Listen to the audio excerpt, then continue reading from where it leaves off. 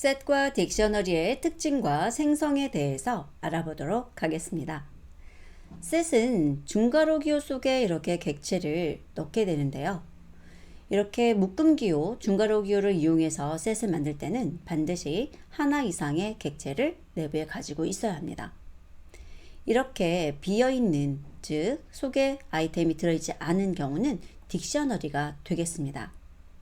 비어있는 셋을 만들고 싶다면 셋이라고 하는 생성자를 써서 이렇게 괄호 열고 괄호 닫고 만들어 주셔야 되고요. 이러한 셋은 생성 후에 변경할 수 있는 뮤터블한 성격을 가지고 있고요. 다양한 연산과 메서드를 가지고 있어서 삽입, 삭제, 갱신 이외에도 집합의 합집합, 교집합, 차집합 등을 구할 수 있습니다. 본 과정에서는 다루지 않지만 셋에 대해서 알고리즘을 사용하시거나 이런 용도로 배우시는 분들은 좀 더 알아보시는 것이 좋습니다. 아이템은 해시업을 이어야 되는데 이 해시업을 이라는 것은 인트, 플로트, 불과 같은 뉴메릭 타입과 스트링, 튜플과 같은 컨테이너 타입을 말하는데요. 여기 있는 5가지는 이뮤터블한 성격을 갖고 있죠. 그래서 이뮤터블한 성격을 가지고 있는 것들이 해시업을 한대요. 그러면 해시라는 것은 무엇이냐면 이러한 내용이 변경되지 않는 객체들은 고유한 자신만의 정수 번호를 갖고 있다는 것입니다.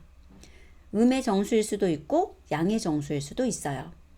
그래서 이 정수 값을 가지고 객체를 비교함으로써 좀 더 빠르게 객체 비교를 할 수 있도록 돕는 것이라고 보시면 되겠습니다. 그리고 셋은 주로 아이템의 중복 제거를 하는 용도로 사용이 됩니다. 자, 아래에서 A하고 B, C, D는 모두 다 비어있는 컨테이너인데요. 이것은 튜플, 리스트, 딕셔너리, 셋이 되겠습니다. 실행을 해서 결과를 보게 되면 튜플, 리스트, 딕셔너리, 셋인 것을 볼 수가 있죠. 자, 그러면 셋의 특징을 좀 더 살펴볼까요? 셋을 만들었는데 내부에 A, B, C라는 3개의 문자를 만들었습니다. 그리고 출력을 해보면 순서가 이렇게 바뀌는 것을 볼 수 있죠. 이런 식으로 셋은 순서가 없는 특징을 가지고 있습니다. 그래서 인덱스 번호라는 것이 존재하지 않습니다. 그리고 셋은 주로 중복 제거 용도로 사용이 된다 그랬죠. 그래서 셋이라고 하는 생성자를 사용해서 여기 있는 리스트를 넣어주게 되면 중복이 제거된 형태의 셋이 구해지게 되는데요. 보면 중복은 제거되고 하나씩만 이렇게 가지고 있는 셋인 걸 볼 수 있고요. 만약에 이것을 다시 내가 리스트로 보고 싶다 라고 한다면 리스트 생성자로 감싸주시면 되겠습니다. 자, 그리고 이제 해시라는 것에 대해서 약간 이야기를 할 텐데요. 굉장히 심각하게 받아들이실 필요는 없지만 빠른 비교를 할 수 있고 이뮤터블한 성격을 가진 것들이 해시업을 하다, 이 정도는 꼭 기억을 해주세요. 한번 보겠습니다. 여기에 있는 1과 1.0과 true라는 것은 똑같은 해시 값을 갖는 3개의 다른 타입의 객체예요. 프린트를 해서 내용을 출력해 보면 다 1이라는 값을 갖는 것을 볼 수 있습니다. 그러면 객체를 비교할 때 이 3개는 동일하다라고 비교가 돼요. 예를 들어서 제가 1은 같다 1.0이라고 하게 되면 2가지는 똑같다라고 해서 true 값이 나오는 거고요.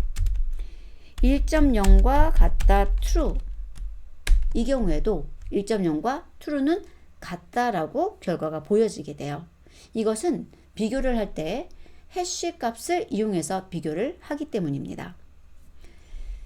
자, 그리고 여기 있는 0과 0.0 false라는 것도 동일한 0 값을 갖고 있습니다.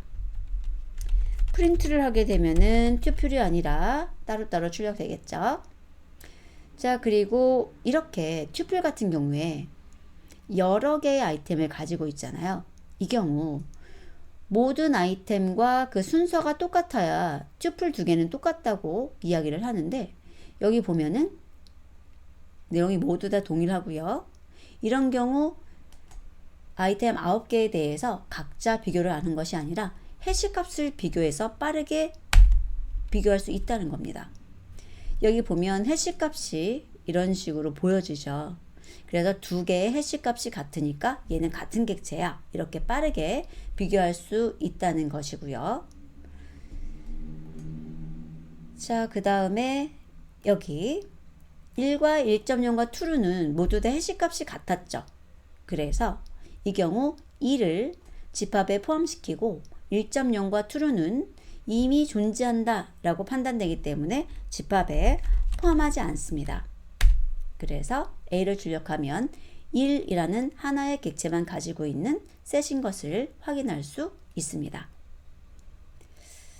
자, 다음은 딕셔너리의 특징과 생성에 대해서 간단하게 살펴보겠습니다. 딕셔너리는 집합 기호를 쓰는데 그 내부에 아이템으로 키와 밸류의 쌍을 갖고 있습니다. 키 콜론 밸류죠. 자, 그리고 키를 사용해서 밸류를 얻을 수 있고요. 셋과 마찬가지로 아이템의 순서가 없습니다. 그리고 키는 고유값을 설정해야 되고 해시업을 이어야 한다라고 되어 있는데요. 키는 중복될 수 없다는 이야기입니다. 그래서 똑같은 키가 여러 개 나올 수는 없고요. 그리고 이것을 위해서 해시업을 객체를 사용합니다. 빠르게 비교해서 중복되는 경우 제거를 하도록 하는 거죠. 해시업을 한 것의 객체 타입들을 보면 스트링, 튜플, 인트, 플로트, 부울입니다. 셋에서 나왔던 것하고 동일합니다. 그래서 빠르게 비교를 하기 위해서 해시업을 해야 된다. 자, 그리고 생성자가 다양하게 있는데요. 이 생성자에 대해서는 함수에 대한 파라미터 학습이 필요하기 때문에 함수 학습을 하면서 좀 더 알아보도록 하고요. 여기에서는 딕셔너리의 간단한 예를 보도록 하겠습니다.